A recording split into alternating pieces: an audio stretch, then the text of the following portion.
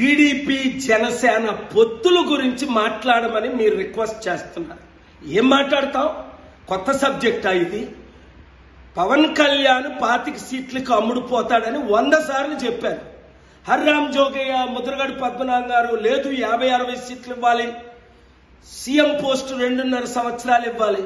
చంద్రబాబు నాయుడు మూర్ఖుడా తన కొడుకు లోకేష్ను కాదని దత్తపుత్రుడికి 100 సీట్లు ఇచ్చి ముఖ్యమంత్రి చేయడానికి? కాపులు బీసీల పట్ల న్యాయం చేశాడు ఎప్పుడైనా చంద్రబాబు నాయుడు?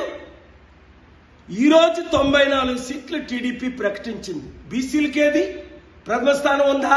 60% ఉన్న బీసీలకు కానీ 27% ఉన్న కాపులకు కానీ.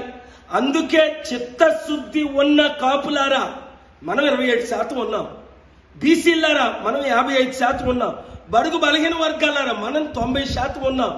మోదీ తొత్తైన పవన్ కళ్యాణ్తో ఉంటారా, చంద్రబాబు నాయుడుతో ఉంటారా? తేల్చుకోండి. లేదా ప్రపంచాన్ని అభివృద్ధి చేసి శాసించి దేవుడు పంపగా వచ్చిన ప్రజాశాంతి పార్టీతో ఉంటారా? నన్ను విశాఖపట్నం ఎంపీగా గెలిపించండి. ఆంధ్రప్రదేశ్లో 175 ఎమ్మెల్యే సీట్లు, 25 ఎంపీ సీట్లు పోటీ చేయడానికి ఇంకా అప్లికేషన్స్ తీసుకుంటున్నాం. 7569441275. ఈ తొత్తులకు, ఈ కుటుంబ కుల రాజకీయ నాయకులకు, పార్టీలకు గుడ్ బై చెప్పాలంటే టీడీపీ, వైసీపీ, జనసేన నుండి బయటికి రండి.